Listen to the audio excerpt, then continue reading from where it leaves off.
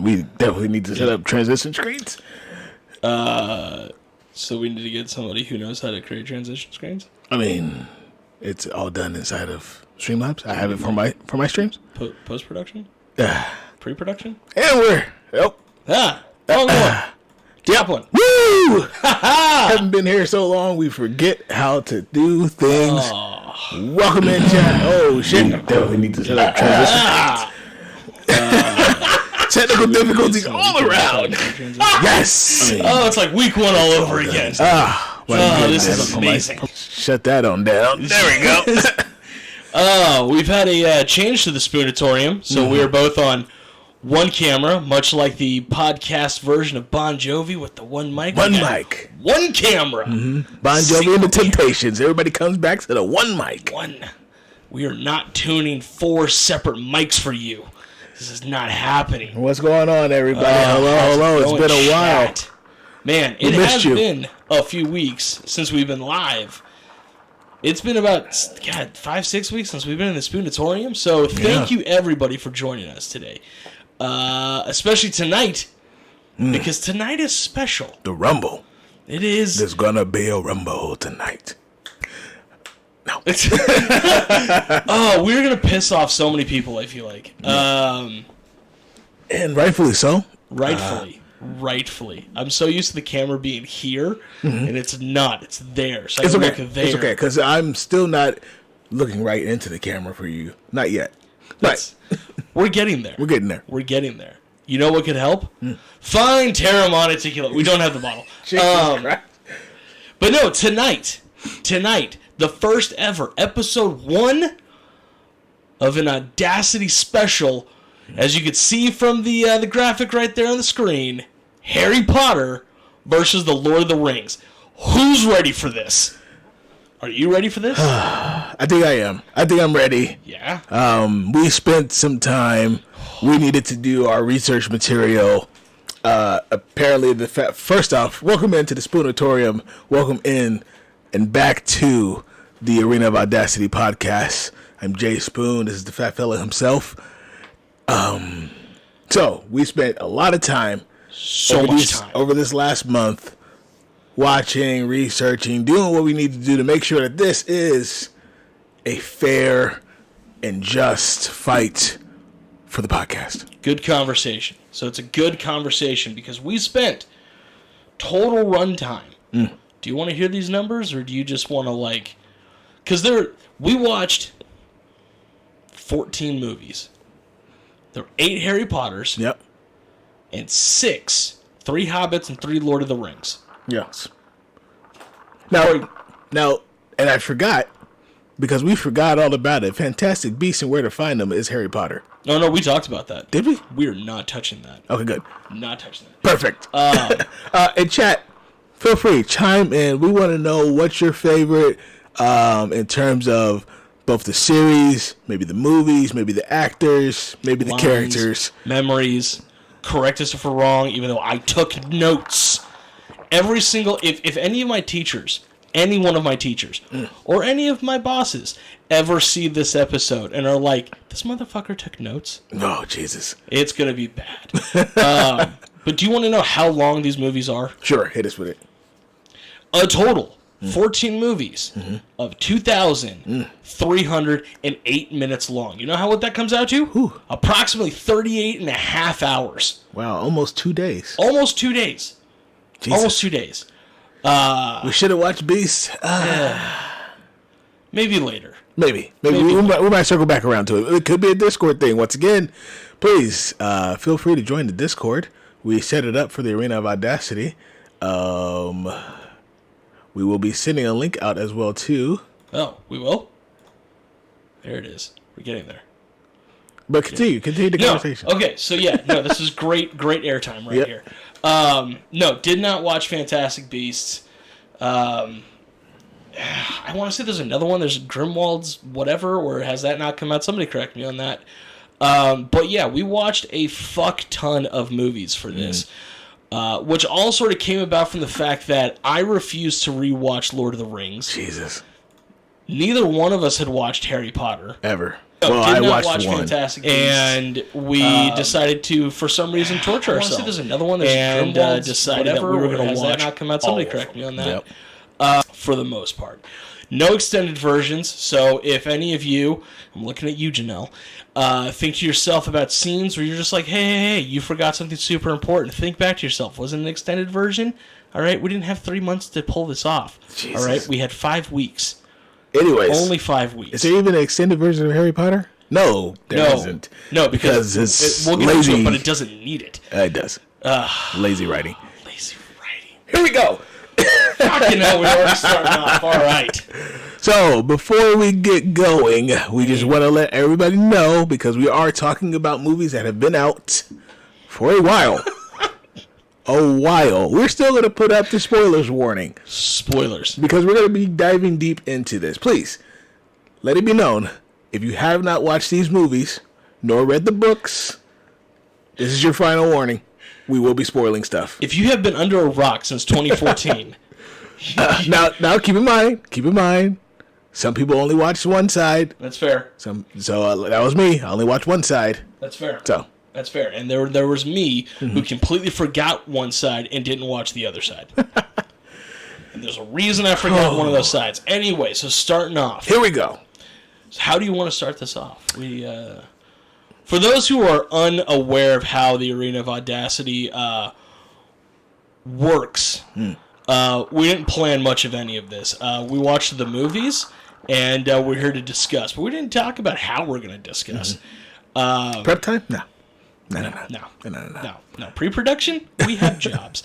Brain just didn't record them. All right, so... let's just get it out the way. 5 weeks background all the Hobbit and Lord of the movies and like, ooh, damn, shots fired. Yeah, no. Okay, so let's be real about this. Yeah, 5 weeks. My wife and I spaced out Harry Potter. Took our time, discussed things. Lord of the Rings. I started that shit at 10 a.m. on Monday. Yeah. So let's start talking about it. Spoil everything for me. I haven't seen Jack. Perfect, guys. Hey. Let's start off. I want to preface this because most people probably, I read the Lord of the Rings books growing up. I was excited about the movies. I watched the movies. I was in the whole debate of, swords versus wands. Why would you want to watch wands when you can watch swords? So it's because the wands got used more than the swords, but continue. Not even close.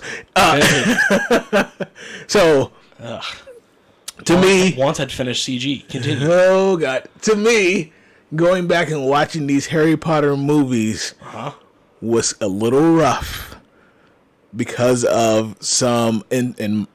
So this is how I see it. Start with Harry Potter. Yes, we're gonna start with Harry Potter. Start with wands. For me, it was a little rough because it felt like it was a lot of lazy writing. Like a lot of lazy writing. How? Every movie started off with what would happen in the movie. Every movie, when Harry's at his house, started off and you would know what the big deal would happen in the movie would be. Because he's either practicing it or something is happening in that first opening scene. Yeah. And that's what the movie's about. It's classic contemporary writing. It's bullshit. Chekhov's gun. No, it's fucking lazy. Chekhov's gun. All right? We set you up. We preface what is going to happen. Okay? We're not just going to ECW and throw out random surprises every week at you. All right? This is called storytelling. Okay, building a narrative. So let me calm down. So you started getting heated. So my other reason why it took me, I had to split up my watch of these movies. I had to start them crazy at midnight, get a 40-minute to hour session in, take a break, and watch it again the next day. And then if I finish that movie, I move on to the next and continue that cycle. There is the most amount of plot armor around Harry Potter that I've ever seen in plot armor? Yes. So explain plot armor. So you're not an anime watcher, so you don't understand what the term plot armor means. No. So plot armor means you're fully aware of what lazy writing looks like. No. So what plot armor means is that the main focal point of the story will always receive help no matter what. Mm-hmm. Like, the story is written so that character cannot die. Hands down. You can expect it. It'll happen. There's no way for this character to die. That's what plot armor is about. It's literally an armor built around the plot. Okay, so first of all, addressing the comments, you're welcome and good night. Sleep tight. Although that probably just woke her up because she's just like, what's this high-pitched bullshit voice? All right, but no. I Can't say no. I have numerous amounts of times of when it happened in every single movie. I get it. All right. But the Lord of the Rings... The Lord of the Rings was the most boring writing I have experienced in a long time. Mm-hmm. And I paid to see Manchester by the Sea in theaters. Harry Potter is full of Ex Machina. Dude, no. Yeah, okay, Harry Potter may be full of Ex Machina. Mm-hmm. The Lord of the Rings is literally built off of Deus Ex Machina. Ah, Jesus. Okay? In The Hobbit, you got the eagles that just randomly show up when everyone's falling off of trees. Mm. The main fight, the main battle at the end, Minas Tirith, all right, in Gondor. You butchered that, but sure. Whatever. The fight in Gondor, all right, when the men are dying, and then suddenly ghosts appear. You just throw out. You've never said it once in the story. Never threw it once in the story. That all of a sudden there's an entire ghost army that can't be killed except for the sword of the King of Gondor is the only thing that can harm them. And then they suddenly show up as the tide is turning, or not even turning, but as the tide could turn, and suddenly they show up and just wash their green asses over everybody. Okay, don't give me Deus Ex Machina on this, all right? So that was the only part where Peter Jackson could have did a little better. No, Peter Jackson could have done better in the fact that not all those movies had to be 3 hours fucking long. Let's start with that. So first off, you stretched a 160-page book into 3-hour movies. Okay, so yes, I understand the Hobbit was stretched out. That was a Hollywood. Oh my god, Legolas 2 thrown in there? Not Peter Jackson. Legolas was never in the Hobbits. They put him in that movie just for Hollywood. Yeah, in Legolas 2. Bard? Oh, yeah, Walmart Legolas. Oh, and hold on. First off, I thought Virgil 333. Give us an example of what you got for an Ex Machina on Harry Potter. Let's throw that out there. Let's throw out some examples of what people got. Okay, yeah, but while you're doing that, Virgil, we're Thank you, babe. We're losing.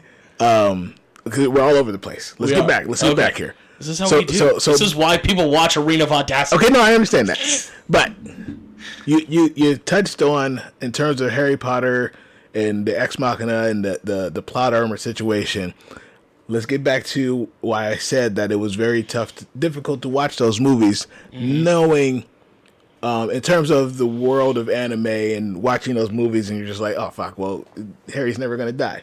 So, or his team. The three people, him, Hermione, and what the hell is the redhead? I can't remember his name. Oh, come on. It's simple. Is it, though? It's Ron. Ronald it's too simple. Fucking Weasley. Ron Howard. Yeah, well, I mean, close enough. So maybe it was a nod. Who knows? J.K. Rowling's like, some Ron Howard ass. So you knew those three were never going to die. Because either they would be with Harry and plot armor would happen, or they would be a part of the plot armor to help Harry out. Specifically speaking with Ron in the last movie, in the two-parter for Deathly Hallows, Deathly Hallows. Mm-hmm. So Harry loses his wand because Hermione did her little thing so they can escape from the snake, and he loses his wand in that situation. Mm-hmm. Needs a new wand. Why and how does Ron come back when Harry's stuck under the water, under the ice? And then when they get all into the tent and when they're drying off, he's like, oh, hey, I heard you lost a wand. Here's another one. What kind of bullshit is that? It's called writing? No, it's not. That's called plot armor. It's called in the wizarding world. Shit like that happens. How was it? All right, fine. All right. On top of Sauron's tower, how was it that Gandalf suddenly had the moth show up and then suddenly got the eagle to take him away?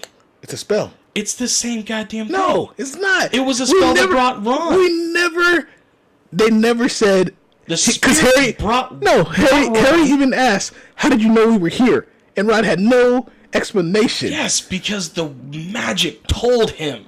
Snape told him. God damn it, I think I even wrote that down. No, Snape helped out Harry when him and Sirius were in the forest.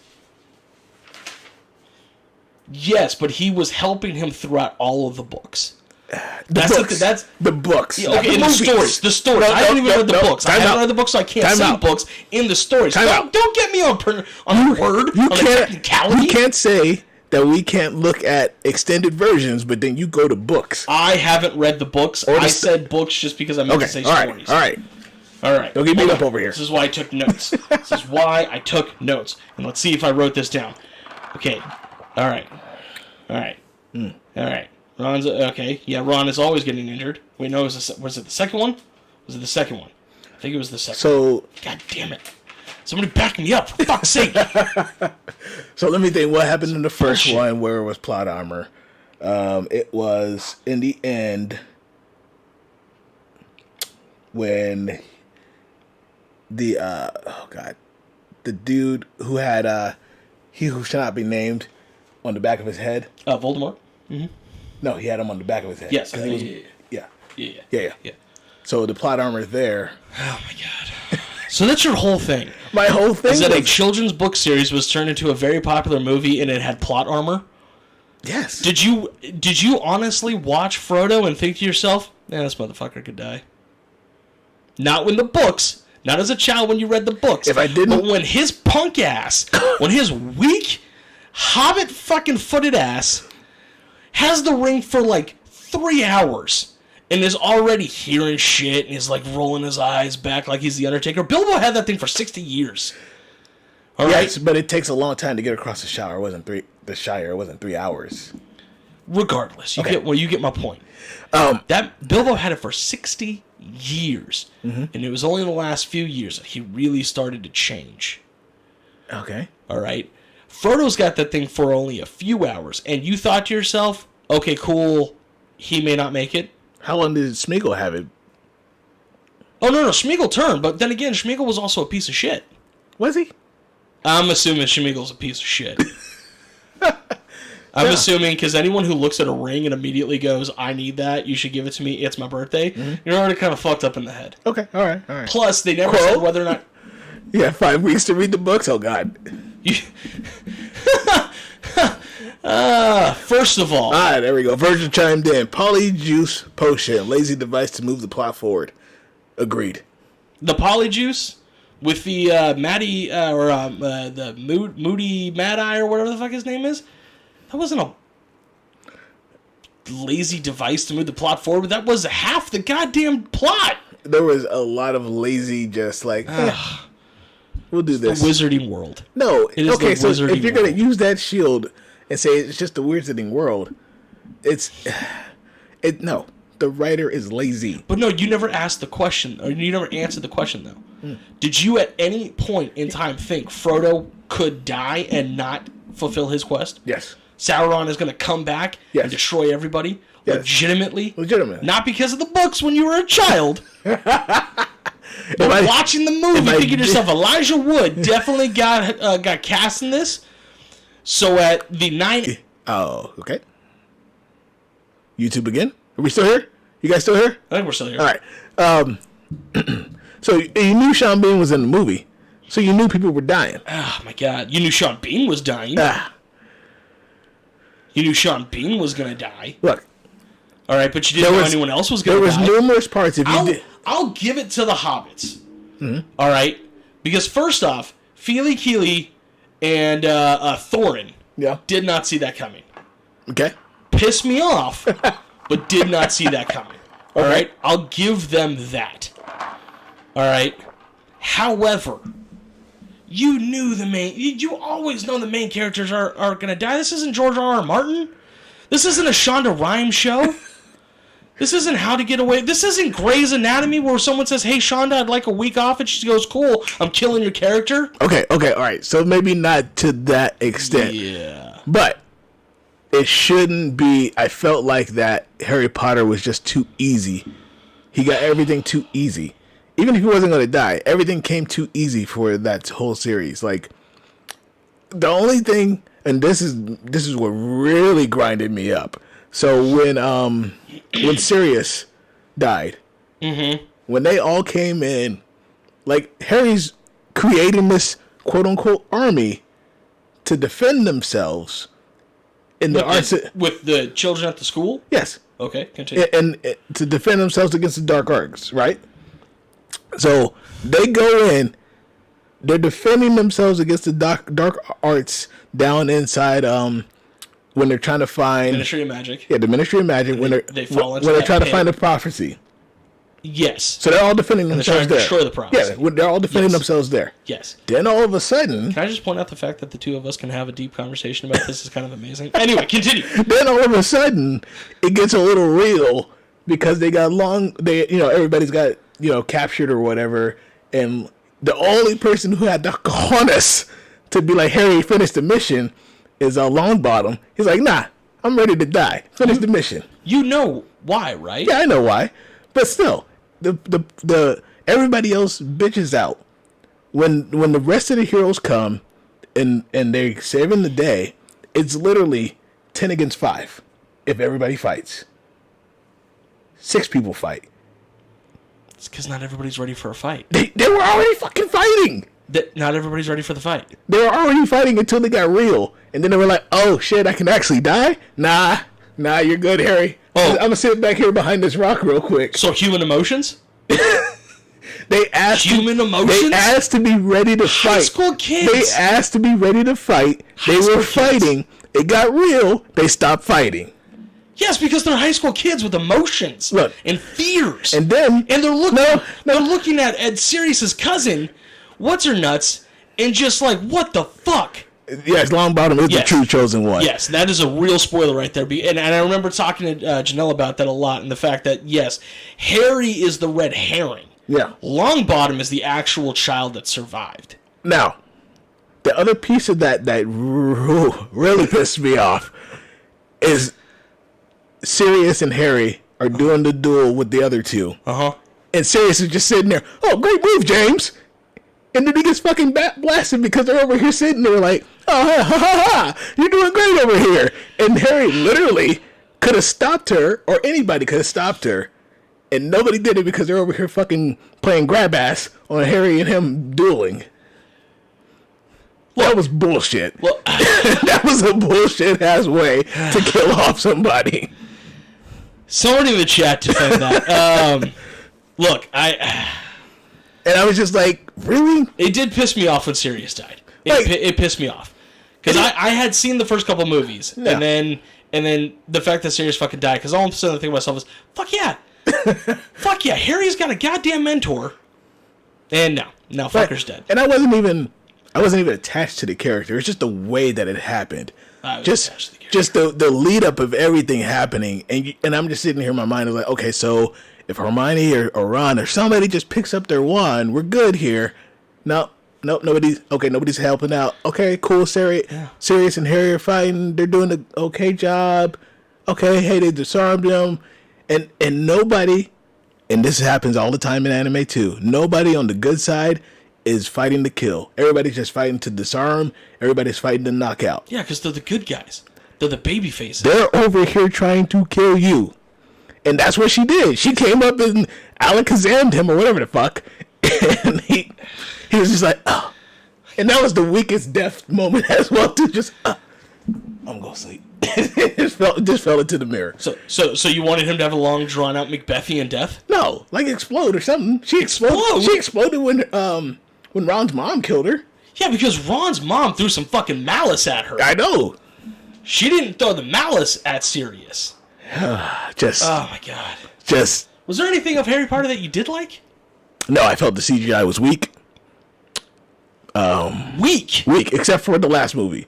The last movie they kicked it up. So the second to last movie was just pure build up and it was bullshit. I hated it. Yeah, and that was a I mean, they were one of the first to do it, but that's the trope now. Yeah. Is you split the last book up in two. Yeah. It didn't need to be 2 movies. Didn't. I would have accepted a 3.5 hour movie at that point. Yeah. Did not need to be 2 movies. I didn't. Okay, so, and here we go again, because now. Josh is just drinking that haterade. So once again, in the last movie, how they were like, oh, maybe that wand isn't yours. Maybe you didn't kill the rightful owner. And then all of a sudden, because he disarmed him, Yeah. he was the owner of the wand. Yeah. That's why Expelliarmus is such a powerful spell. They never explained that throughout any of the 6 other movies. So hold on. First you started off with they explained everything in the beginning and it's bullshit, and then they do a swerve that they didn't explain, and now you're pissed off at that? Yes, because yeah. because the way that it was. Okay, so, God dang it. We need a graphic for this. Gotcha! So because when Snape got killed, he was like, "You're the owner of this wand now. So now I have to kill you. Not, now I have to disarm you." Same thing. But Snape did kill Dumbledore, though. Yeah. He disarmed him and killed him. He didn't disarm him. That's the whole point. Snape didn't disarm him. The kid did. Oh, so that's why, whoever kills him. So that no, because Snape wasn't the owner. I think you're misremembering. No, you misremembered. Snape wasn't the owner. Harry was, because the what's his face's kid? God, the blonde haired kid. Draco. Draco. Joffrey Baratheon. Yes. So Jesus Christ. So he disarmed Dumbledore, and then Snape killed him. So Voldemort thought that Snape was the wand owner, but he wasn't. Draco was. Harry disarmed Draco, and now Harry's the wand owner. So that's why the wand would never fully work for Voldemort. Yeah, and that's why it's fantastic writing. No. Swerved the Dark Lord himself. Okay, cool. That's I'll give you that piece. Only great writing. But you're telling me... It wasn't the only great writing. You're telling me... The whole Tri-Wizarding Cup was great writing. Classic trying to make Wait, what are you talking about when Twilight dies? Yeah. No. Yeah. No. They set Harry up.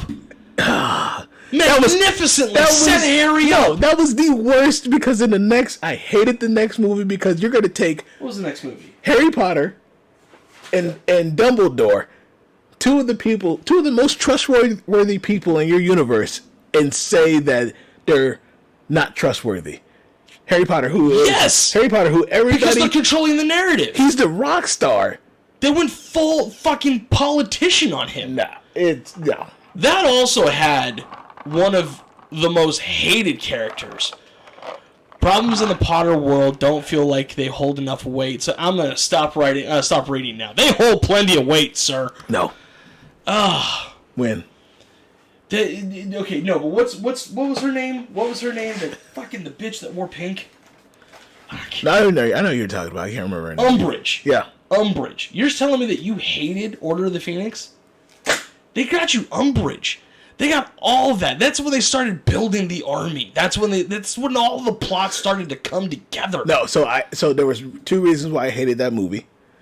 One we just talked about. The second one, so how Dumbledore, one of the smartest wizards in the universe, is going to go, well, if I don't talk to you, maybe that'll keep the Dark Lord away from you. What kind of bullshit was that? I'm not going to sit here and train you or talk to you. Nothing. I'm going to give you the cold shoulder because, maybe that'll keep Voldemort away. Maybe. Dumbest. Maybe. Dumbest of shits. He had his reasons. Dumbest of shits. He had his reasons. And then... Christ. And then, when everything happened at the end of the movie and it all came together, they knew Voldemort was back.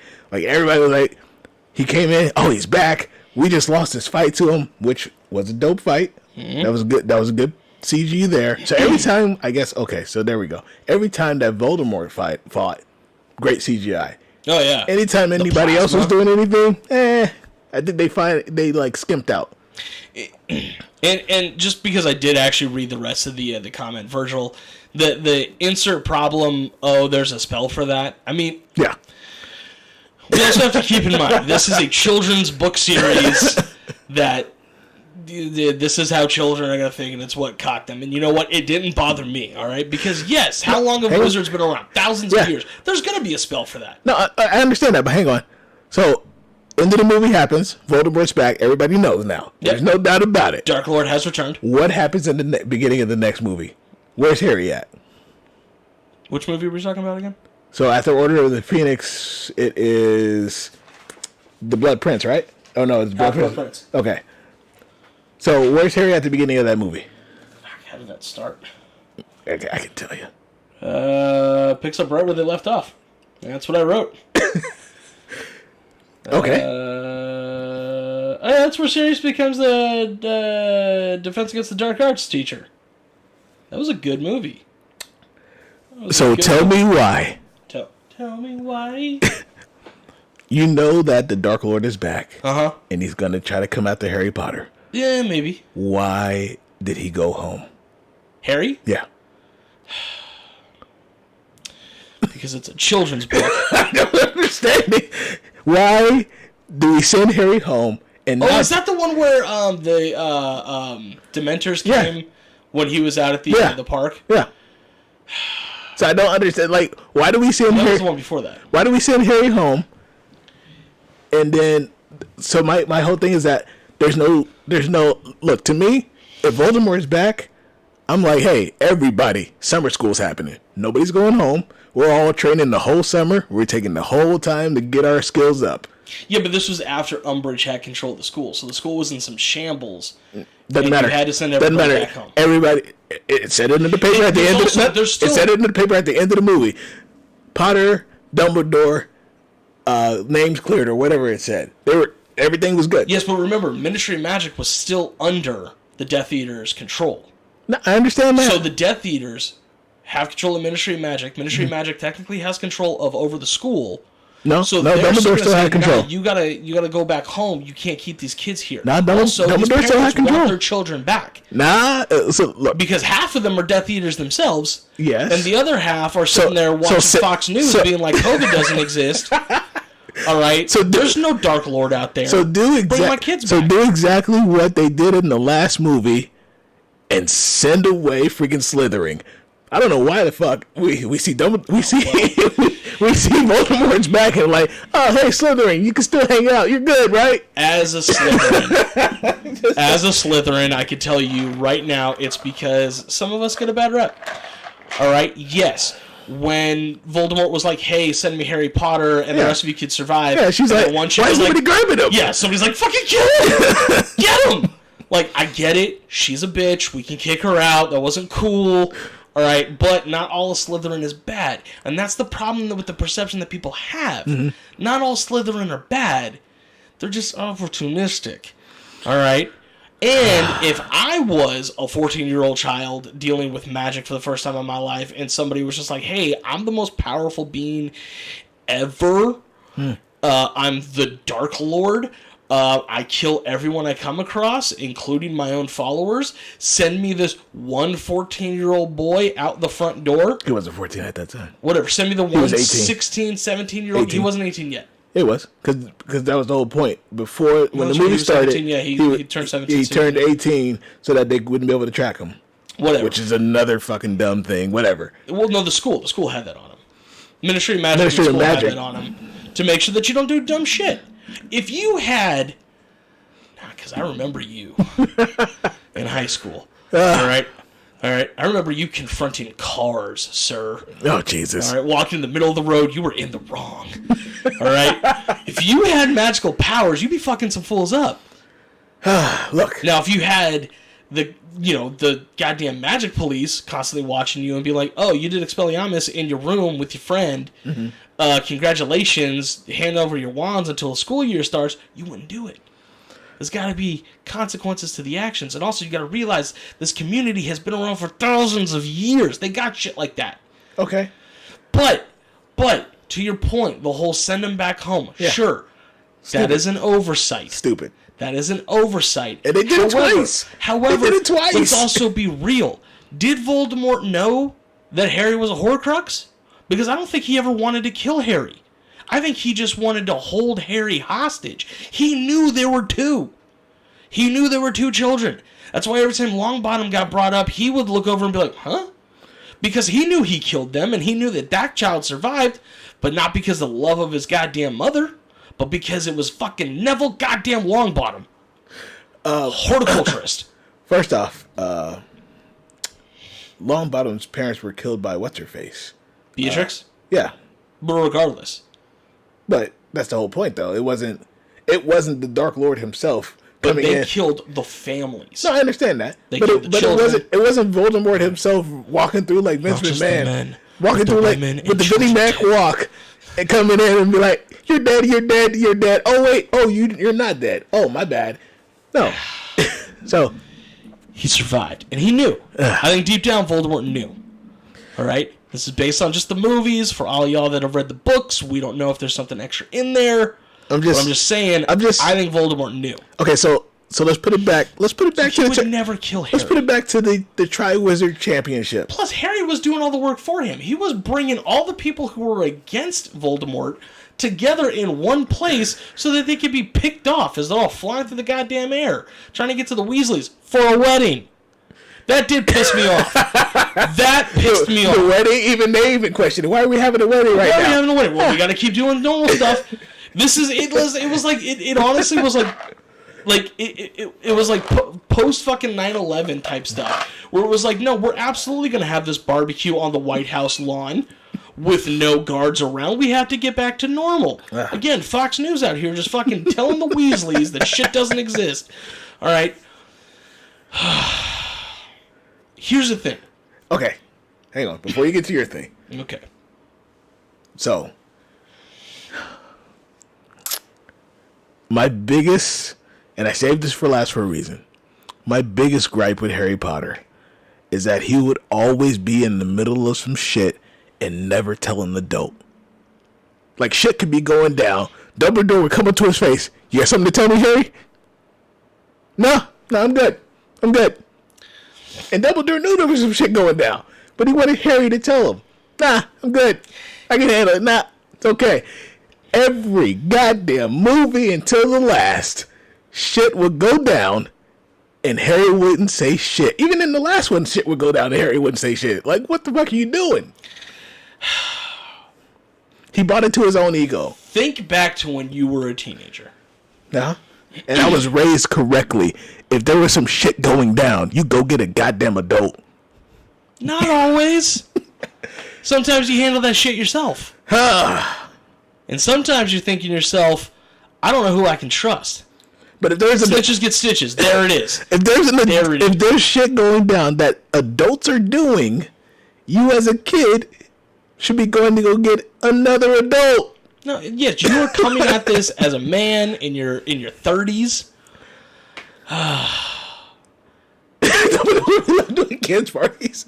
Yes, if Gandalf versus Dumbledore in a 1-on-1, yes, Dumbledore would be left doing kids parties. I disagree. I don't. Dumbledore got shit on by Voldemort. Yeah, because he had the Elder Wand. No, before the Elder Wand. He's also literally the strongest being. He and Dumbledore were literally 1 and 2. Okay. Gandalf never even faced Sauron, and he got bitched apart by Saruman. When they had Saruman on the ropes after the Ents fucked up the Orokai and took back Isildur, yeah, his bitch ass didn't even go in the tower to fucking take out Saruman. So are we switching gears to where we're we're switching gears. All right, we're switching gears. You know what? Y'all fucking brought this on. All right.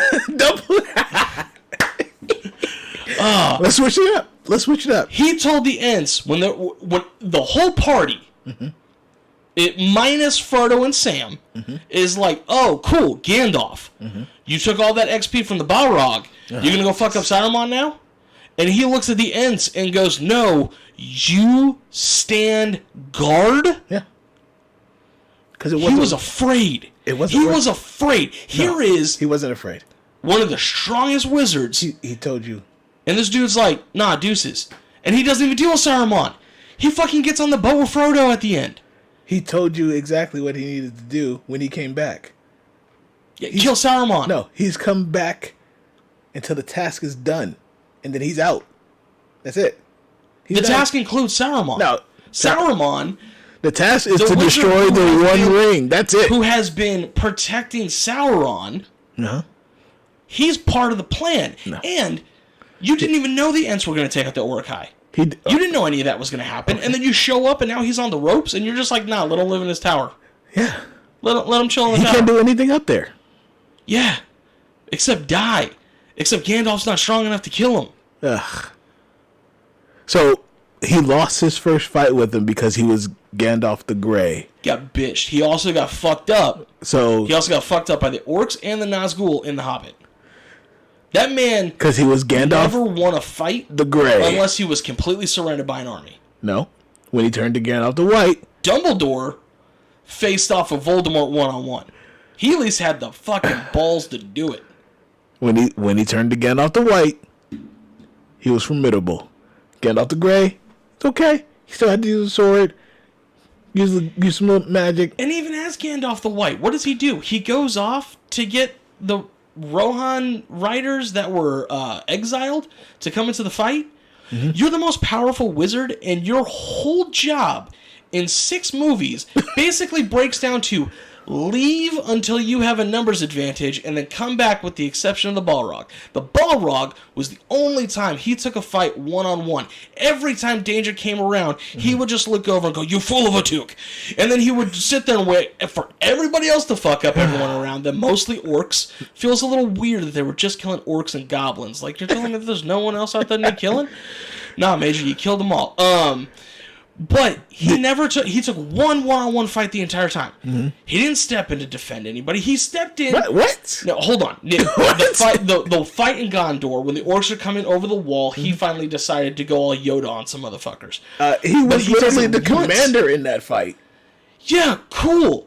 After running off and then coming back, you're telling me you can't send anybody else? No, he literally had the god of horses. Who is faster than him at that point? Nobody. He had the fastest horse. Send a bird. Send a raven. Get out of here. Send an eagle. Get out of here. Send some sort of whispering fucking spell on the air. I don't give a shit. But he literally, his whole thing was, here's the plan. And even in The Hobbit, he does this when they get to the forest. Mm-hmm. When he's like, oh, by the way, we gotta go through that forest. Oh, shit, I just had a daydream about some really fucked up stuff. I gotta go check that out. Deuces, but remember, just follow the trail. Don't get lost on the trail. If you lose yourself on the trail, you're never gonna find yourself again. And then gets the fuck out of there. He knew. Spiders are coming up from the south. The wood elves are a bunch of fucking assholes. And good luck to them. Because I don't really give a shit if we get the Arkenstone back. Jesus Christ. Couldn't stand the Potter World. Oh, no. Died after. Damn. Oh, wow. Damn. Okay, so I want to get back to that point real quick, Virgil. I felt like that they needed to change Dumbledore anyways. The first Dumbledore, he would not have been able to do the full series the way that they envisioned it. He looked too old to start. I felt like that him and Voldemort fighting wouldn't have had the oomph it did if it was the first Dumbledore, because I mean, unless you didn't move him, it would have just been kind of bad. Which sucks, because I actually like the first Dumbledore. I like the actor who played the first Dumbledore, who I think was Michael Gambon. I think was the first one. I don't remember who the second was. Now, fun fact. They actually approached Sean Connery for that role. And he turned it down because he didn't believe in that fantasy world. Yeah, and Sean Connery would have been terrible. This motherfucker would have been coming in. I'm James Bond. Yeah, he would have been coming in. Expelliarmus. He would have been coming in the teachers. Trying to drink. Yeah, hitting all the teachers, calling people sweet cheeks and grabbing ass. And hello, sweet cheeks. It would have just been terrible on the set. The movies wouldn't have made it. Avada Kedavra. They would have made 3 movies, and it would have sorry, we're gonna have to shut it down. Sean, the lawsuits are packing up. It would have been terrible. I also read a thing on IMDb that they said that, and now I'm losing his name, but the guy who played Gandalf, they actually approached him as well, and he didn't feel like it would be fair to be Dumbledore and Gandalf. He was like, and also he was friends with Michael Gambon and was like, I can't take his role. Yeah, they approached it when he died. They were like, hey, everybody's already saying that Gandalf's in this movie. Just come on over. Yeah, and he said no. And before they started filming, they approached Christopher Walken? No. Expelliarmus. Oh, God damn it. You're a wizard, Harry. You're a magician. Sauron. They approached him. Oh. Yeah. And he Christopher said... No. He said that he didn't... Somebody in chat help us out here. He said he didn't have the time with scheduling conflicts. Which makes sense. So... And I get it. And especially at the time, I mean, Harry Potter was like, oh, here's the Lord of the Rings ripoff for kids. I remember that being like the thing. Which, let me also put on another thing. Lord of the Rings in 2021. Uh-huh. And this is unfair. But it's insanely cliche. Everything about it is just sort of like, fuck, I've seen this a million times. The problem with that is that I will give credit where credit's due. Lord of the Rings created these fucking cliches. High elves are dicks, but they're also very knowledgeable and live a long time. Okay. Woodland elves are rangers who are also dicks. Dwarves are short people with giant beards where the women look just like the men, but they're craftsmen. And men are corruptible and evil. And I'm just like the entire time watching this shit just being like, fuck, I could write this shit. But I mean, it came out like fucking 80, 90 years ago, something like that. I don't fucking know. Yeah. So, talking about, in terms of the books, yes. In terms of the movies. They created so many cliches in those fucking books. And those movies. And fucking, okay, here's my problem. Let's get back to Lord of the Rings. Let's get back into it. Here's my fucking problem. Peter Jackson approved the wrong fucking scripts. If you're going to have 3-hour-long movies, don't make those movies by putting in slow-mo fucking bringing everyone together moments where it's just sort of like, hey, do you remember, like, honestly, like, I feel like he's in the editing room, in the editing bay, and he's like, I got an idea. Let's slow the camera down. Let's have all of the Hobbit jumping on the bed at Frodo. Everyone's excited. He sees Gandalf. And then he sees Bilbo, and he goes, Bilbo. And then you know what we're going to do? We're going to put a haze over top of it. And the art director's probably just like a haze, and he's like, yeah, you remember like the centerfold of Playboy? Where you couldn't actually make out the edges of the nipples? That's what I need in this, and I need it everywhere. And that's what he does for 15 minutes. Every goddamn movie. Every movie, there's a bunch of scenes where somebody is floating on a fucking river, half fucking dead, and then here comes Liv fucking Tyler, and she's just like, oh, do I leave or do I stay? I'm an immortal being who lives for thousands of years. Mwah, you're alive again. Go find the ghosts that are the only reason why you're gonna survive the war at Gondor. Fucking terrible. I got so bored. Everything was so drawn out. Everything had to be explained. It is the opposite. I have the opposite issue with these movies that you had with Harry Potter, where you're like, oh, everything was explained at the beginning. And for me, everything was explained for the entire goddamn movie. Like, every little thing had to be fucking... You don't have to explain all of it. We're going on a journey. Dwarves showed up. I don't need a song in the middle of it. I feel like, though, that the way that Peter Jackson put those movies together off of the source material that he had was just fine. And I think you're wrong. Okay. I think you're absolutely wrong. So would you have expected him to do a hour-and-a-half long movie? 2 hours would have been fine. 2 hours 20 would have been fine. 3 hours? Wrong. That I'm remembering now, as I watch these movies over the last few days, why I had such a hard time remembering them. Jesus. Because, and we've talked about this, I saw Lord of the Rings. Yep. All three of those movies. I saw them probably 4 or 5 times in the first week they were released. Mm-hmm. And I remember very little about those movies because they are boring. Oh my god! Even the fight scenes are drawn out. How are the fight scenes drawn out? They're just it's fucking. Oh my god! You gotta like throw the guy. It was literally in the Hobbit. Lord of the Rings one thing, but in the Hobbit movies, it literally felt like style over substance. Okay, well, the river scene with the goddamn barrels. Okay, so the Hobbit, you gotta keep in mind. Hollywood stretched that book out to 3 movies. No, Hollywood didn't stretch that out. Peter Jackson stretched that out. They told him that's what they wanted. You can say no. You're Peter fucking Jackson. And then they'll get another director that'll do it. Yeah, didn't he have that movie with the fucking giant robots fighting the aliens from space or whatever? No, that was Pacific Rim, was it? No, that was Benicio del Toro. Yeah. Never mind. No, Benicio del Toro did do those. They asked Peter Jackson to do those movies. And then he said no, because then the Hobbit showed up, and he looked at them and said, well, you're not paying me enough. And they said, well, if you could stretch this to 3 movies, we can meet your contract. And then he did. It was Peter fucking Jackson who stretched those out. Trying to sit with man and watch Lord of the Rings was painful. Look, and it's very hard for me to I don't want to say believe in your argument, but I'm going to say believe in your argument.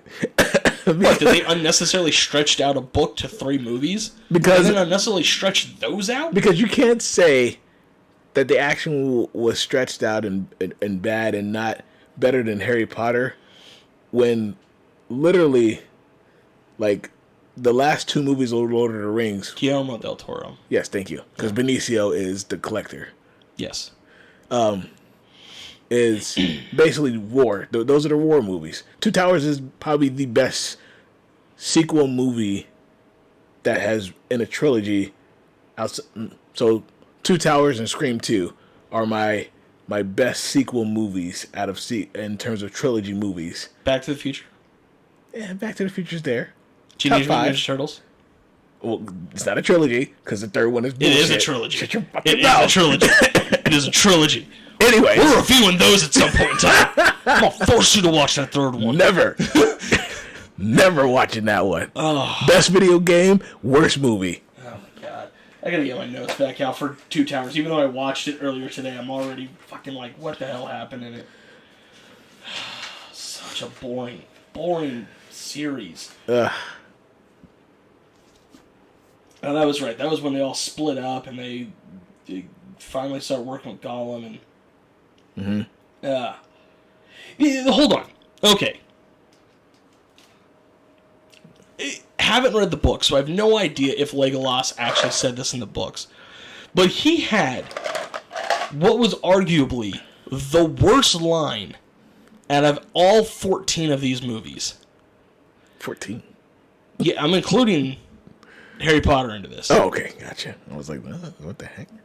The worst line? They have been... Out of all the movies? Yes. Oh, my God. They have spent so far... I should have took notes. They've spent, in a 3-hour movie, probably half that time running through and fucking knifing orcs. Mm-hmm. All kinds of shit. Mm-hmm. Boromir dies. Mm-hmm. They're in the fucking Mines of Moria. Yeah. All of that. Yeah. Okay, they get halfway through this fucking movie. Mm-hmm. All right? And as they're tracking down Merry and Pippin, and the sun comes up. Yep. And Legolas looks to the sky and says, "The red sun rises. Mm-hmm. Blood has been spilled this night." Yes. No, blood has been spilling for months, Legolas. This is just the first morning you noticed that there were clouds in the sky. Oh, God. That is the dumbest line. The literal dumbest line. Like, oh my God, there's clouds.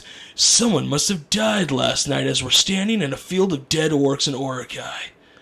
There's literal goblin blood on my weapons as I killed them last night. There must have been bloodshed last night. No. So that's where you're falling into the trope of the timeline and not understanding how much time has passed since they left the boat to track the Orokai. They haven't killed anybody since then. Literally left the boat and they were tracking for days. They Yes, they were tracking For days. the Uruk-hai and the goblins. For days. Because they had Merry and Pippin. Yes. Okay, and then the haven't killed riders from Rohan that were expelled. Yes. Dredd shows up with his boys. And they fuck up the Uruk-hai and the goblins. Yes. They're literally standing in the field where the Uruk-hai and the goblins are laying dead. They haven't gotten there yet. And they're like, oh my god, bloodshed last night. They haven't gotten there yet. So you're mixing up, you're misremembering. Remember? Do you remember? Do you remember? I had a note. That's how I remember. So, they haven't killed anybody for days. It is still the dumbest line. So, and they're tracking to go save their friends. And when he sees the blood, moon, sun, I can't remember. It was the sun. Yeah, he says that blood has been spilt last night. So now they think that Merry and Pippin are dead because blood has been spilled. How could he look at one morning? Oh my god. No, Matt Spencer failed at my side. My side. Matt Spencer have failed him. Oh my god. They're killing motherfuckers. They're in desperation mode. So that's why. Okay, so when they get to the Riders of Rohan, and they say, "Hey, the group's over there. We don't, we stacked the bodies up. Hopefully, you find your friends. Here's a couple horses because we probably killed them. So here's a couple horses." So our people are dead, and it's kind of a pain in the ass for us to trail these horses. Yeah. So when they get there, and they see, the pack, the bodies stacked up, Gimli finds the belt, and Aragorn gets pissed. They think that they're dead because he broke his toe. Yeah. So they think that they're dead because of everything that's transpired. The Blood Sun, the Rohan riders telling them, "Hey, we massacred everybody there, so we don't know. We didn't see them, but they probably got ran over." So that's why. Still the dumbest line. That's not the dumbest line. It felt just so. It pulls you in. Legolas has to be smart, so we're gonna give him some bullshit. No, it pulls you in to believe that. It pulls you in to believe that another piece of the Fellowship has died. You've already lost, two pieces because you think that Gandalf is dead, and you also think that Boromir, or that Boromir. Yeah, Boromir's dead. So you think that two more have fallen. Mm-hmm. So that's where, in terms of that writing, it's actually really good. Because of the fact that it's making you believe that you've lost more of the Fellowship. No. It was dumb. Missed so much last rewatch. I mean, good luck. Take your time. Like, literal weeks in between. Oh, my God. They're just so dense with such boring shit. Jesus. And CGI that's not finished. Where? The barrel scene down the river. Go rewatch. Okay, so that was The Hobbit. Go rewatch that. It's yes. 2013. Yes, I understand. That one was, not finished. The CGI in The Lord of the Rings was better than The Hobbit. Yes, and the CGI in The Lord of the Rings was way better than the freaking all of Harry Potter. All of it. Disagree. All of it. Disagree. All of it. All right. The Phoenix coming back to life? Dope. The wands fighting each other with the plasma fucking flying everywhere? Dope. Like I said, the only time that they were like, let's spend some money is when Voldemort was fighting. Oh my god. Only time. Every other time when they all sat outside that bubble, it's not true. And he was like, "All right, you may begin," and they're all shooting the force-filled bubble. Nothing. That looked good. No. That looked good. The trolls that they had didn't look good. All right, first the troll in the first movie. Keep saying book. In the first movie. All right, and I'll give you this: the first Harry Potter movie was kind of trash. I will throw that out there. I actually ranked that as a 4 out of 10. That was the lowest ranked movie out of all of these. Oh shit, you did rankings? Oh I did god, rankings. I gotta put this together in my head. Yeah, the first two movies, literally, and I re-ranked them. Originally, it was a 6.5. I dropped it to a 4 after watching Half-Blood Prince, because I was just like, comparatively, that's kind of weak. And now, mind you, Janelle had a good point. It was to preface how the world works for children, and it was definitely a children's book. Yeah. But, so it was a children's movie. And I think that's why I'm so hard on it, is because of the fact of the time that where we are in life and where we watched it. Mm-hmm. Yeah, so I can see that. And I had to keep trying to tell myself that too. It's a children's story, but damn it, I couldn't do it. It's just so rough. And it was meant to grow up with the children. As the books came out, the key demographic that those books were meant for, they were hitting those ages. Yeah. And I know this because one of my friends in high school, his brother was the key demographic. And then, like, I think he was about 10 years younger than the rest of us.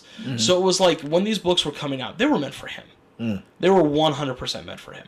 All of the fucking sophomore girls running around drawing Deathly Hallows on themselves, not meant for you. But they got into it regardless. Anyway, it was meant for kids. And yeah, you got to keep that in mind that this is meant for kids. It's the same thing. I know that you have no frame of reference for this because you haven't watched the show. But it's the same thing with Avatar: The Last Airbender. The first season is 100% meant for children. Yeah, I tried to watch. And then the second season comes out and you're like, oh, this is now meant for kind of teenagers. And then the third season comes out and you're like, oh shit, as an adult, I can 100% like appreciate everything going on right now because it definitely steps this game up. But you got to get through that first season. You got to get through those first 2 books. As storylines, as stories, as character development, it felt like the scene, everything revolving around the ball, was fucking hilarious. We know people who had crushes on girls, but were dicks to them, who then ended up going with another girl who was totally into them until they were a dick to them. Yeah. I'm watching this laughing my fucking ass off because I'm just like, holy shit. I've been people like that. My friends have been people like that. It was real. She did tap in. Now, first of all, this is part of the separating the artist from the art. J.K. Rowling is kind of an asshole. But she tapped into what it was like to be a fucking teenager. She did. However, God damn it, Ron. Hermione literally just said, hey, here I am. Make your move. And you're just like, what? I don't get it. I don't get it. I don't get it. Just the most I don't get it. bullshit. It was real, though, because you've seen that. You've had those moments. You got to learn from that. Those are painful mistakes that you got to learn from growing up. Their friends have to learn from. It was real. Also, just to point out, I've been on Reddit way too long in my life, and there are a lot of people on there that absolutely hate the fact that Ron and Hermione hooked up instead of Harry and Hermione. That was never going to happen. That makes no fucking sense. Look, Harry, first off, Harry's another dumb, like, trying to be a player kind of situation. But he and Hermione always had, like, the brother-sister close friend relationship. Yeah, so that never happened. But the romantic. Him and the one chick who betrayed them when she gave him the room. The Asian chick. And then all of a sudden he was like, oh, I never want to talk to you again. Like, he literally never talked to her again. Oh, yeah, no, she was gone. She was gone. I was like, wait a minute. Did you piss off somebody behind the scenes? What's happening here? You couldn't even be an extra in the movie no more? She was in the last movie. You could see her running around in the last movie. But never said nothing. Never like, oh, you know what? I'm sorry. I overreacted, but we can't date anymore. None of that happened. Yeah, because she was given that truth serum or whatever? Yeah, exactly. Yeah. She couldn't hold back. Yeah. And then that was fucked up. It was a fucking and then Ron's sister showing up in the second or third movie. Ginny. Yeah, out of nowhere. Because she wasn't in the first. No, she was. She wasn't in the first. She was. Oh, okay, whatever. Well, she didn't have any lines. When he first meets all of the Weasleys, she's there and she's googly-eyeing him. Yeah. I kept that in mind when I was watching this because that was a thing. Everyone talked about how Harry should have ended up with Hermione. Well, I didn't think he should have ended up with Hermione. I just thought that felt a little forced. Like, it felt like that. Well, she manifested it. Yeah, it felt like she should have ended up with Neville. Neville was a fucking G that night. And everybody knows somebody who pulled a fucking Neville. The goddamn nerd that everyone's like, this man's never going to pull anything. And then all of a sudden he comes back in the dorm at fucking 6 a.m. and he's like, what a night. What a night. Neville Longbottom is a G. All right? Yeah.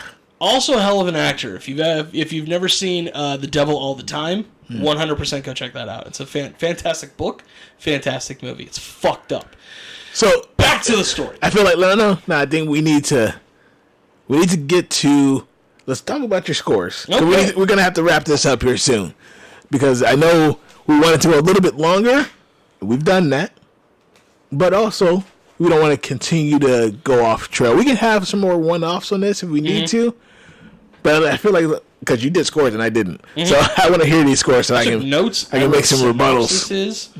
Run times. Okay, so my scores. These are my scores. Put it in the chat if you agree or disagree with them.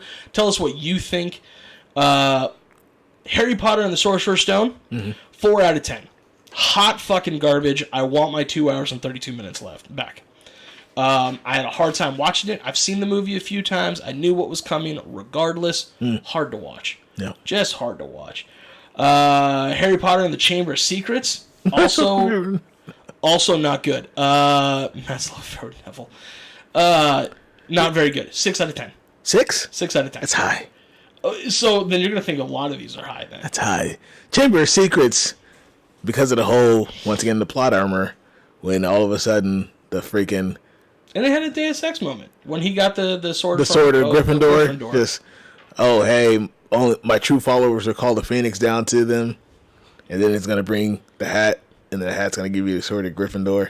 That was a little weird. I don't know how the hat could hold on to the sword, but I mean, yeah. Well, and then I didn't like. Okay, cool. I can understand that the Phoenix came in and it clawed out the eyes of the basilisk, but then it just flew away. Ran the fuck off. It was just like, all right, I'm cool, I'm done. Peace out. It Gandalf the situation. It was like, yo, I did my part. Yeah, it pulled a Gandalf. It was like, hey, here's what I'm supposed to do, and now I'm gone. And it was like, oh shit, you're still fighting? Okay, wait, let me come back. Let me give you something else.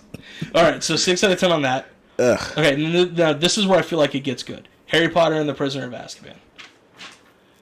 8.5 out of 10. 8.5. 8.5 out of 10. That was a good movie. It was a good movie. Until the end. Solid movie. I also looked up, because I remember we actually went and saw that in theaters. Was that the one? That was the one that we saw in theaters. Oh, remember shit. when we went, you and I were both complaining, because we were like, oh, they hired a pedophile to be the producer or the director of the movie. Yeah. Not a pedophile. I did some research on that. Okay. So, Mexican gentleman who created a movie in Mexico that won a fuck ton of awards, but it also grabbed some controversy because it was a coming-of-age tale where 2 teenage boys paid for a hooker. And that was one of the plots in the movie, and people thought it was inappropriate, and he came out and was like, yeah, but this is fucking life. Not a pedophile. Okay. Just, made a movie that people found icky. Harry Potter and the Goblet of Fire. Not a bad movie. Not a bad movie. I scored it an 8 out of 10. Solid movie. Ending, once again, it's just a lot of things happened that if Harry would have just said, hey, cool, come help me, could have avoided. We also got to think about all the shit that he's dealing with. That was the first time that he and Ron got into a fight, like a real fight. The whole school was against him because they all thought he cheated. So he's in his own head. He's like 15 at this time, 14, 15, so he's in his head. So let's, and I know we're talking about the scores, but let's talk about that real quick. Okay. You got the Goblet of Fire, where it is literally magically bound, where someone who is under the age can't put their name in. And then you're going to come up and think that your chosen one found a way to put his name into the goblet by using somebody else? So I don't think, because I think you're alluding to Dumbledore. Dumbledore didn't think he did it, but he thought something was off. And now also remember, you even said it, Harry's in his own ego. So a lot of people are like, I wouldn't put it past him. He's supposed to be this great fucking wizard. He found a way to trick the system. And also, because you kind of alluded to it, he had to go through with it, because if you remember in the movie, that's basically a binding contract. If the goblet shoots your name out, you have to participate. And you only get out if you lose. No, but see, that to me would have been, once again, Dumbledore should have stepped in. Okay, cool. Hey, we got to participate. What you're gonna do? We're gonna start this off, and you're gonna step off to the side. Can't. Yes, you can. Can't. Goblet called you. I know you're underage, but the goblet called you. Therefore, you gotta participate. Yeah, he is participating. He's just. No. Hey, you know what? Honor. He tried his best. There's honor. He tried his best. That's not honorable. There's honor involved. Ugh. Harry Potter and the Order of the Phoenix.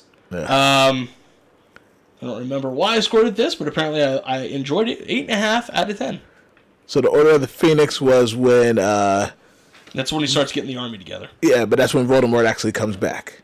Yeah, for real, yeah. Yeah. No, he came back in Goblet of Fire. That's when everybody knows he's back at the end. Yeah, and the Death Eaters and Slytherin starts to become the fucking school narcs. And I already told you how I felt about that one with Dumbledore being dumb and like, if I just stay away from you, he won't know about you. Well, that was also when he was usurped as the... it's coming back to me a little bit now. Yeah. That was when he was usurped as headmaster. So for him to contact Harry, he would literally have to go and find Harry. No, but before he got usurped. Because he was still there. He was being watched. Umbridge was watching him. Yeah. He also didn't know who else was watching him. I understand. No. Harry Potter and the Half-Blood Prince, 7 out of 10. I wrote down here, I can't read my notes. Fun and was needed to move the plot, but mostly filler. Oh, yeah. It was still a fun movie, a lot of filler. Harry Potter and the Deathly Hallows, I actually probably would score this lower if I did it again. 7 out of 10. This is part 1. So can we talk about Dumbledore's death in the Half-Blood Prince? Yeah, that kind of pissed me off, but yeah, go ahead. But he needed to die. He needed to... Okay, so he dies, and it was like the most anticlimactic death of a main character that I've seen. Like, he didn't go out... He just went out and was like, okay, come on, let's do it. And it felt like he just jumped out the window, in my opinion. Because Snape took the killing blow, but it's just like he couldn't do nothing.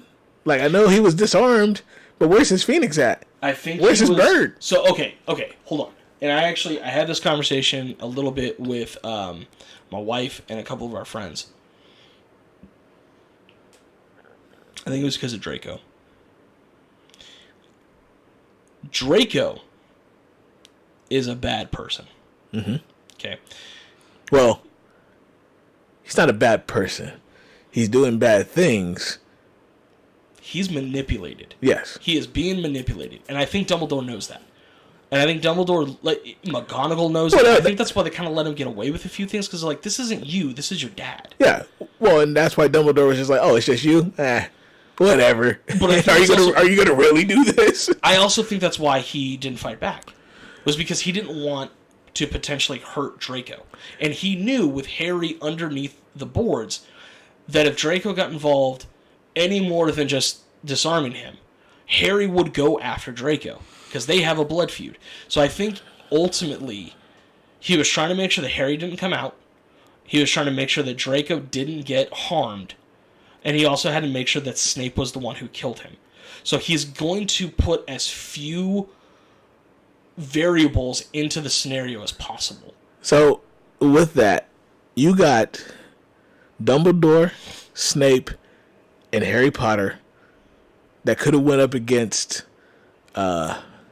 Crucifix or whatever the heck her name is. Beatrix, thank you, Jesus Christ. The half wolf, half man dude. Yeah, he's not really... And there was one other person there, but I think he was just a nameless. Yeah. So you got two red shirts in there. You got one lady who kills Longbottoms and killed Harry's uncle. Everybody she comes across. Yeah, because she always gets the opportunistic blow. That's why. Yeah, because she's an opportunistic person. And then you got a kid who's not really sure about what he wants to do. Dumbledore's already in his head. But remember, Snape also made that promise. He had to help Draco. He had to. And Draco's ultimate goal was to kill Dumbledore. So either he killed Dumbledore, or he helped Draco kill Dumbledore, or he himself would be killed. Yes. So he has to kill Dumbledore. No, I understand that. However, you could have still had the fight, did what you needed to do, and Draco and Snape could have went back, put up a story, Dumbledore put up a fight, we lost a couple people, he's gone. Draco wouldn't have done that. Or send Draco off to somewhere else. You can lock him up. His parents are going to find him. Not if he's locked up somewhere in the school. This is the richest kid. He could lock him up somewhere in the school that nobody knows about. You think Lucian and his mom are going to let you just lock up their sweet little baby boy? How would they know? He could have died in the fight too. So then they're going to go nuts? No, there's too many variables. There are too many variables. Snape had to kill Dumbledore. No. Dumbledore had to allow Snape to kill him. He knew that's how it had to go down. Ugh. Any other way, you've got too many variables, too many things fuck up. So you can't do it. It had to happen the way it did. All right, let's continue your scores. You're going to disagree. It's good writing. Deathly Hallows Part 1, 7 out of 10. 7 out of 10? That shit was all filler. I said a lot of establishing lore. Which is filler. A bit on the action, mostly felt stale and dull. Yeah, probably should have been maybe a 5 out of 10. But I'm thinking, about 5.5, something like that. Good and Lord. Deathly Hallows Part 2, however, I gave this a 9 out of 10. A 9? Yeah, they broke the mold on this movie, and they did a lot. There was a lot of action. There was a lot of everything. No, I felt like that movie was all third act. Third act and on. There was third act is the fun act. There was no... But still, it should have been way more action than that. Like, there was a lot of action. This is our finale, and we barely had any kind of wizardry fighting until maybe the second act? There was an entire battle at Hogwarts. In the third act. Regardless. No. It was way before that. No. Half the movie was the battle at Hogwarts. No. Yeah. The third act was the battle. No. And you know what happened in that battle? Most of the time it was fucking Harry, Ron, and Hermione running through the goddamn battle. There was no fucking action to actually be seen on screen. I disagree. Ugh. I disagree. All right. Moving on to the Lord of the Rings saga. Here we go. The Hobbit. Here we go, chat. An Unexpected Journey. Yep. First with the notes. Didn't need to be this long. Oh, Jesus. Everything dragged. Yeah. CGI department had a higher budget than the writers, and it shows. 6 out of 10. Wow. A 6 from you? That's actually pretty favorable. Let's see what happens here. 6 out of 10 for me is kind of low. Okay. I mean, you said this is clearly where I was. Look, I apparently am very generous with my scores. The Hobbit, The Desolation of Smaug. So goddamn long. It was the filler. Lord of the Rings, 6 out of 10. Yeah. 7.5 out of 10. 7.5? I give it a 7. For the filler? Literally, it ended that movie when Smaug left. He started flying, and they black screened it. You're right, and I should have. At Matt's notes. Anyways, yeah, let's. Battle of Five Armies. Battle of the Five Armies. I gave it a 7.5 out of 10. Again, so damn long. A lot of action in that movie. It was still just so long. Also, I think I was mostly pissed off because they killed Feely and Keely. Keely and Feely. Yeah. That kind of pissed me off. Did you think anybody was going to survive that fight? Yeah. In terms of the hobbits? Anybody outside of Bilbo? Anybody was going to survive that? I assumed Boromir would.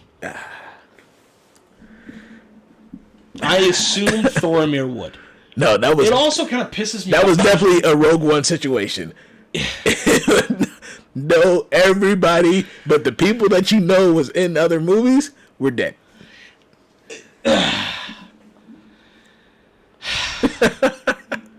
also didn't like that they didn't explain who took over as King Under the Mountain, because Bard technically still had the Arkenstone. Yep.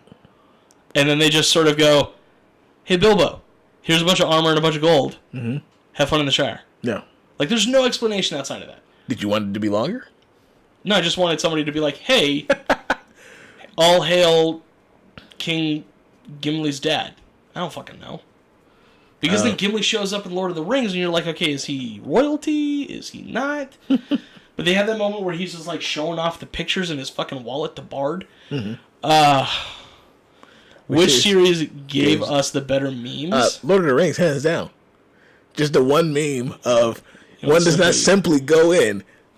Hands down. Especially considering that line didn't happen when his hand was like this. No. I'm surprised Run You Fools wasn't turned into a meme. Yeah. Also, so I watched these in chronological order. Had I watched them in the order in which they were released, Hobbit would have had much lower scores. Because it was literally... So, we've already talked ad nauseum about the fact that a tiny book was turned into 3 way too long movies. Oh, Jesus. However, a lot of the way too long parts were just throwbacks to the original 3 movies. I feel like the Eagles were just a throwback. He says, "Run, you fools." There's a few others that I don't remember if I took notes, but it was just constantly like watching it and just being like, it seems familiar. It seems familiar. It was a nostalgia pop. And I'm trying to remember, this came out 2012, 2013, 2014. That was all movies were at that time, was a fucking nostalgia pop. Also, I did not see the 5 Armies. I did not go to the movies with you guys on that one. Huh. So legitimately saw that for the first time. Well, probably because you were like, oh, hey, what happened in the last movie? Oh, that's right. They just ended it. Yeah. And then they kill Smaug in the first fucking 5 minutes. Yeah. That pissed me off. They could have just put that into No, these scores should be much... Actually, I'm going to retcon these. We're going back on these scores. No. Let's keep it going. Keep it moving. Lord of the Rings, Fellowship of the Ring. 6 out of 10. 6 out of 10? 6 out of 10. Wow. Fucking so boring. It took them half the movie just to get out the goddamn Shire. Wow, because the Shire is large. 2 Towers. Yep. 6.5 out of 10. What the fuck? Just boring and long. And war. Boring war. They made war boring. How did they make it boring? It was boring. Sitting there at Helm's Deep, you don't see 2 giant fucking orcs running with bombs on their shoulders, and then you don't happen to see the one with the sparkler. So they were doing a blitzkrieg sort of attack, if you didn't notice. Yeah, well, they're idiots. They had the ladders coming up. They had the attack of the arrows coming over. They were attacking the bridge, and they were putting the bombs in. How are you supposed to notice all that under cover of a freaking rainstorm? How are you going to have such a weak point in the middle of your giant wall and not watch it? Because nobody knew about that weak point, except for Wormtongue, who you should have killed, that Aragorn let live. The King of Rohan is supposed to know about all of the weak points of his... He knows about it. Well, no, I'm saying his Deep. enemies don't know about that weak point. No, his enemies did know about that weak point. Because of Wormtongue. Yes, because of Wormtongue. However, you're supposed to defend those points. You're not supposed to sit there and say, oh, my knees are weak, I'm not going to block leg shots. Well, first off, he got cocky. He sat up there and was like, is this it? Is it all you can conjure? So his ego. He was in his ego. Yes. He was Harry Potter. He was in his fucking ego. He was already in his ego when he said he wouldn't ask freaking Gondor for help. He was already in his ego when he was like, hey, let's just stay here and defend this, call Gondor, and make him come over and help us. He was like, no, we're going to go to Helm's Deep. He was already in his ego. Yes. They were horrible warriors for not knowing the weak points. Defend your weak points. Tell the elves. The elves fucking showed up. Tell the elves and be like, hey. He doesn't trust the elves. That spot right there.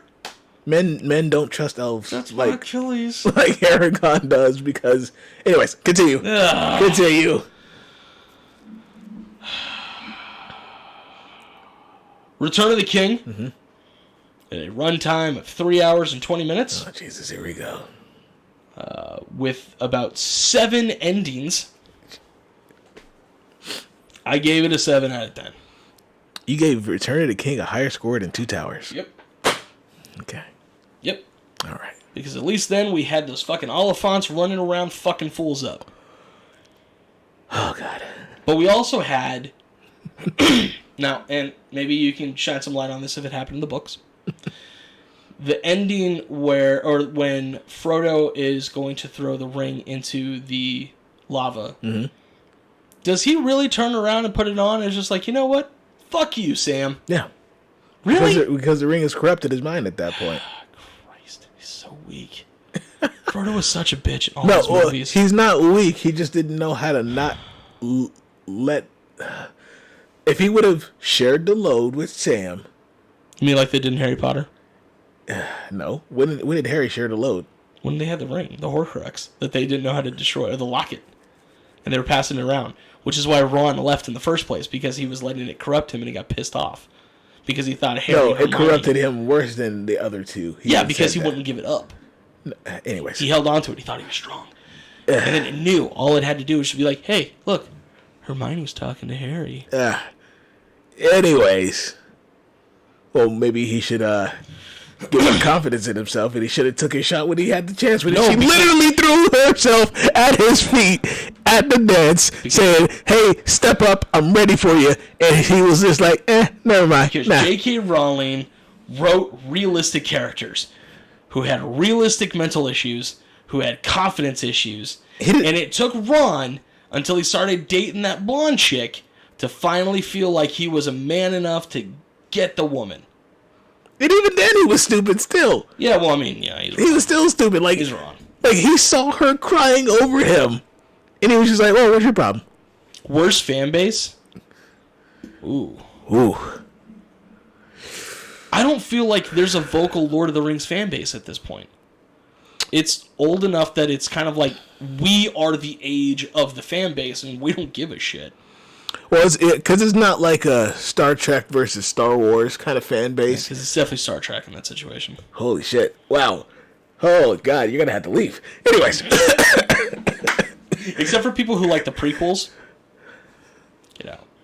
The prequels were great movies. The prequels were terrible. Oh, is that our next one? Are we breaking down Star Wars? The prequel. Oh, God. Anyways. Babe, I'm sorry. So... yeah, I don't think in terms of these two fan bases that it gets to that kind of a level. Like, I think they, like when the movies were first coming out, there was that whole, swords versus wand kind of thing. But everybody was, at least, in that targeted demographic were high schoolers or middle schoolers or whatnot. So nothing was really going to go down in that kind of scope. It never got to the toxic point. Now, The Lord of the Rings has the worst fan base. Jesus Christ, Give us some examples. Now, can't just throw that out. Unlike how where Star Trek and Star Wars, in some instances, they got to grow up over time and they got to still hold on to their fandom, and their fandom grew and grew and grew, and then they turned, outward against each other. Because of whatever God reason, whoever owns the space, I guess. It's so stupid. It was because those came out in a time when being a nerd wasn't cool. So if you were into those, that was your thing. And you held on to that. And that was your, where you got your self of respect. Jesus Christ. Star Trek versus, put that in. Well, what do we do on that? Is it just the movies versus the movies? Because we can't go back and, critique in terms of Next Generation or that's also legitimately 20 movies. Yeah, it is. If you guys want that to happen, we'll see you in July. Yeah, it is, because Star Trek itself has way too many friggin' movies. So, but going back to the fan bases, though, if we just did Nemesis, Return to Spock, and the new Star Trek movies, because they just retell the stories from the old Star Trek movies. They were good. The whole of the Star Wars? Unfortunately, yes, if we do it. Even the Christmas special. Oh, fuck yeah, the Christmas special. Even specials. the Ewok Christmas special. Oh, so terrible. But no, so going back to the original question, though. Worst fan base between Harry Potter and Lord of the Rings. I think the clear winner, although it would technically be that they're losers in this scenario, but the clear winner of this is Twilight has the worst. Oh, yes. You are correct. Yeah. You are correct. Yeah. Because nobody gives a damn about sparkling vampires. Nobody. And the whole team things, or you team what's his nuts, or team other what's his nuts, fuck that. Burger King got on that. I was like, which cup would you like? Fucking whatever cup you have near you. All right. If you have one that doesn't have a face on it, I'll take that. No, Twilight's the worst. And Rick and Morty. Wow. As a Rick and Morty fan, the general fan base is just so annoying. Just toxic? Yeah, toxic as shit. They think they stumbled onto some niche smart show. It's literally one of the top cartoons available online right now. Yeah. All right? You didn't find something special. Now, if you found Archer in the first 3 seasons, you found something special. But that fan base, almost non-existent. Need a Twilight review? No, we don't. No. We're going to shoot that right on down. Yeah, nope. We will not be watching no Twilight. Shitty-ass Twilight. No sparkly vampires. No sparkly vampires. If I want to watch some vampire movies, I'm going to go back and watch Blade. That's my eyes just shifting because I said his name. Fuck, how many Twilight movies are there? Nope, that happened. Are we doing Blade versus Twilight? Because I'll just watch Blade and you can watch Twilight. It's literally going to be a 15-minute review. Just be like, man, how shitty was Twilight? I didn't even watch it. I'm like, here's all the things that sucked about it. Because I'm going to put it out there. I'm not much of a Blade fan, though. Oh, my God. But I doubt that Twilight would ever usurp Blade. God, I hope not. If I ever fall to that point, just kill me then. Buffy versus Supernatural? We got to watch 11 seasons? Is Supernatural still going? Is it like 20 seasons of that bullshit? Also, I'm not watching Supernatural. Janelle puts that shit on all the time. I'm not doing that. Man, chat, y'all were on it. Jesus. You guys had it. So I think we're starting to get off of our high from this episode. It has been a fun ride, chat. Blade Trinity is on HBO Max. So is the other two. Which one is Ryan Reynolds? Blade Trinity. Fair enough. Yeah. And Triple H. God damn it. Supernatural is done, and it will never be on again. It's been a fun, fantastic ride. Fantastic. We would love to hear more about what you guys believe in terms of this saga of, versus of Harry Potter versus Lord of the Rings. Also, keep throwing ideas out there. Yes. We like that.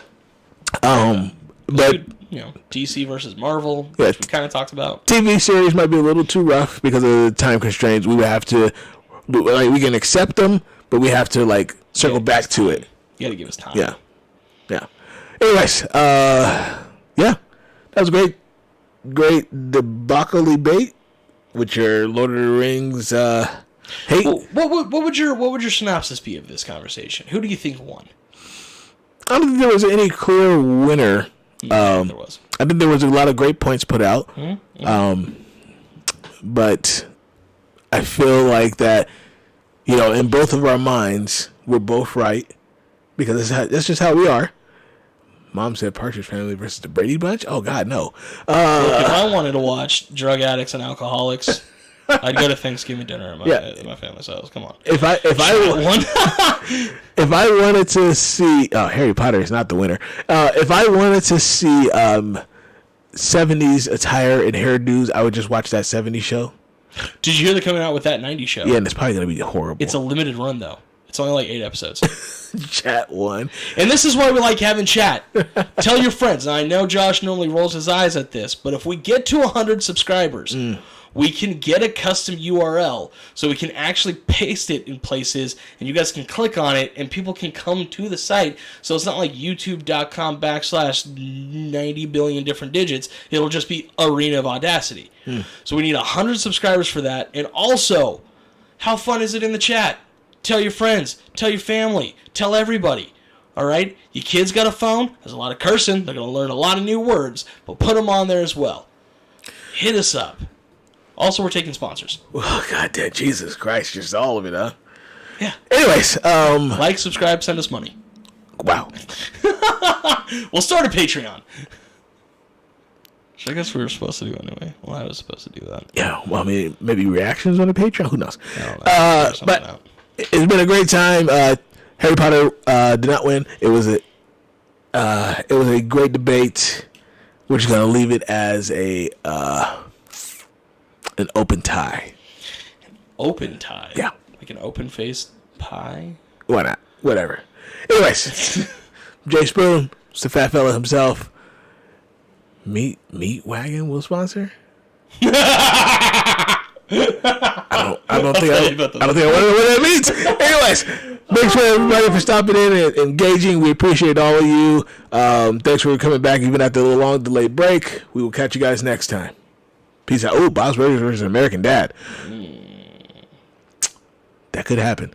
We'll catch you guys next time. Peace out.